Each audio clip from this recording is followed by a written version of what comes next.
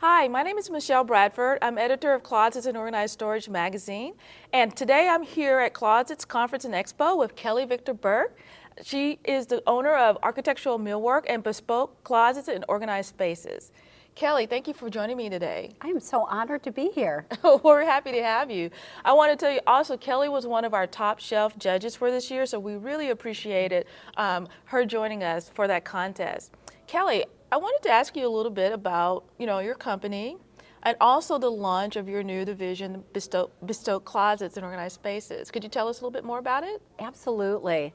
So in 2016, my husband Barry and I started Burke Architectural Millwork. And we have, for these past 7 years, we really have built our business primarily doing projects in the hospitality and high-end retail, and also some institutional millwork projects as well. But in the process, we really are committed to helping further workforce development.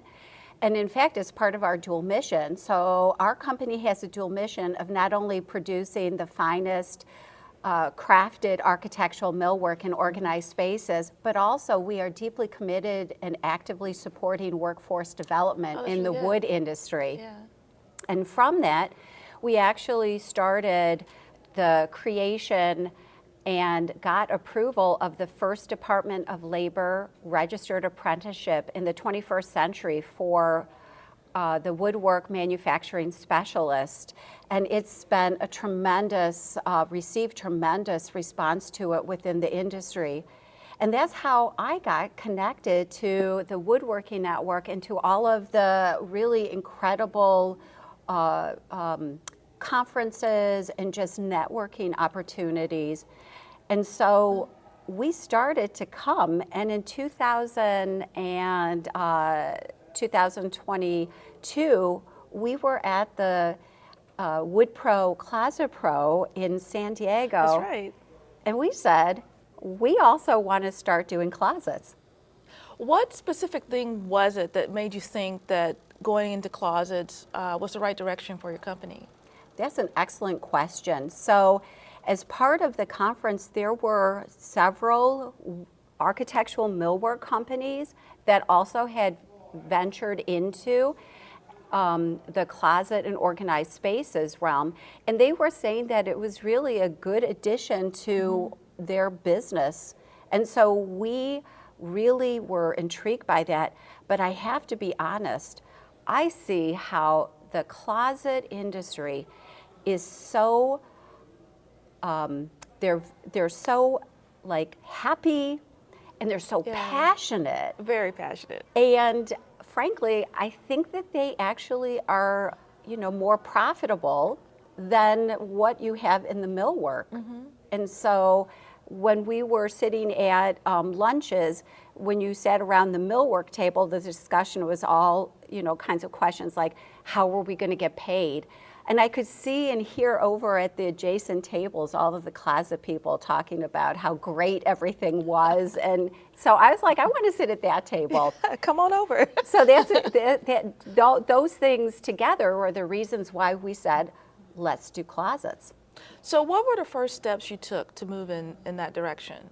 So I love to learn. And so I did, first of all, a deep dive in writing a business plan. And I know that not every business owner has time to develop a business plan, but for me it proved very valuable, because what I saw was that there is a niche of luxury closets that is out there where there is not really a lot of competition. As well, I learned that because we also fabricate, and that we can fabricate anything. So we have 9,000 square feet in our shop. So we have a CNC and edge bander, which are the two primary tools that you need in the closet industry. But we also have a spray booth. And we also have an incredibly talented artisan workforce that knows how to do anything. Oh, that's key. They always say labor is key. It really is. Yeah. And so I did that. I did my business plan. And then also, I learned that we also had to educate ourselves in the closet standards.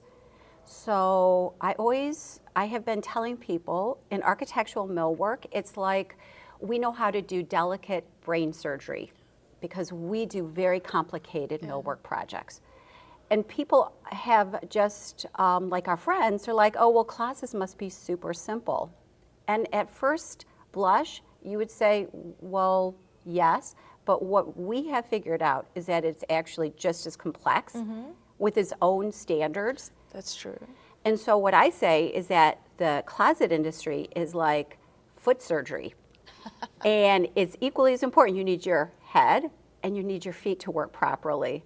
And so trying now to have not only myself, but our whole team learn about the closet standards has been something that we have taken quite seriously. I actually wrote a grant and received funding from the state of Michigan. You're just outside of Detroit, right? Yes. Yeah, we're outside of Detroit. And so we wrote and we got approved for a grant, and we hired the Closet Training Institute and Eric Marshall to come in and to give our whole team a 2-day learning workshop on what the closet industry standards are all about. And that was really very helpful to us. And so you can see that we're taking all this time to start the launch of it. So it isn't as quick as what people have thought that we could begin to actually put ourselves out there and start doing. But the other thing that we're doing is we're building a design studio. We thought that was really important. Yes, then we talked a little bit about this the other day. I want you to go into the whole process and describe for us what the studio is going to look like. It sounds pretty amazing. Well, in doing my research, and from the Woodworking Network as well, because all the data that showed what is successful marketing mix. And I saw over and over again that companies that have design studios are those that are identifying it as something important to have. And so we acquired the space next door. So if you can only imagine that we're in a industrial complex, nothing special. Well, it's special to us. Yes. It's our home. But it's just an industrial complex.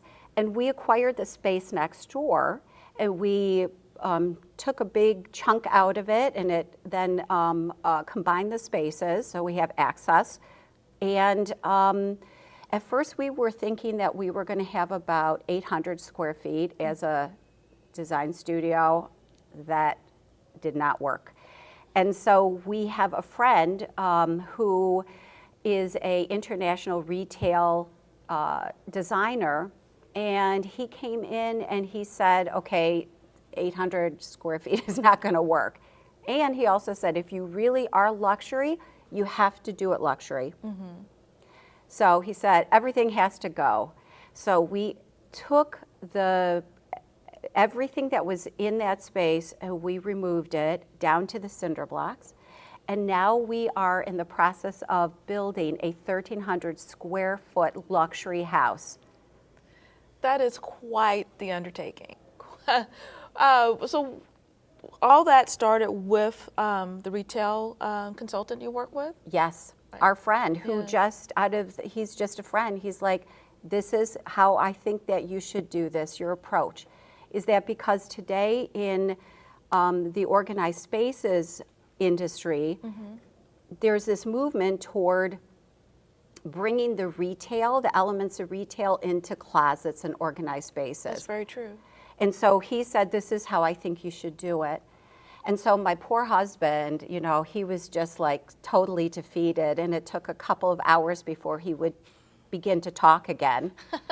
But we have been this process of building out. So we had to, we're drywalling, we're building out all these different vignettes, and it is an entire house. So you walk into the space, and it's a foyer, and you walk out our back door and we have an outdoor patio space of all these things that we are building ourselves and fabricating ourselves and offering to our clients. So it's going to be everything from the garage space to the kitchen space, living room, home office. Is Two that correct? closets. 2 closets? Yes. Right. And more.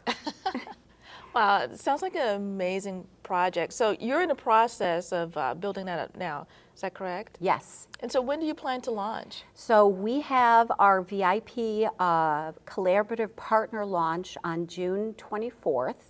And I can tell you we're probably going to be doing something, putting the finishing touches on it like 5 minutes before we open the door. Now, will this design center be, you said it's in an industrial area, so will it be by appointment only? Will there be walk-in traffic? How do you plan to work that? And how many designers will you have on staff? One for each section, or how does that work? So our marketing approach and our business approach might be a little bit different from what traditionally happens. So what we have found, Michelle, is that what we're really doing is doing a hybrid of the closet industry standards with millwork. And in some cases, the vignettes are entirely millwork. Okay. Because of that, and again, we're a luxury, European-inspired in design and primarily sourced company. We said, since we're building Casa de Burke, is what we're calling it. That's amazing. The House of Burke. I love it. Is that we're going to be telling people to come to our house before we go to your house. Because if someone just thinks that we can do closets, well, when they come in, they're going to see we can do everything. Including the outdoor patio space. So our design studio is going to be by appointment only. And we do have, and we are so proud to hire a design director, Jennifer O'Connor and Jenny, and she's amazing. And so we're having her as our design director. She's going to handle everything. And we really hope and we expect that we're going to be adding to our design staff because we see them as our primarily sales partners. Well, that sounds really amazing. I can't wait to see it when it's finished. I will definitely come by to visit. So I'm just really excited to learn more about what you're doing. So thank you so much for sitting down with me and just telling us a little bit about what you have going forward. I am so honored. Thank you. Thank you.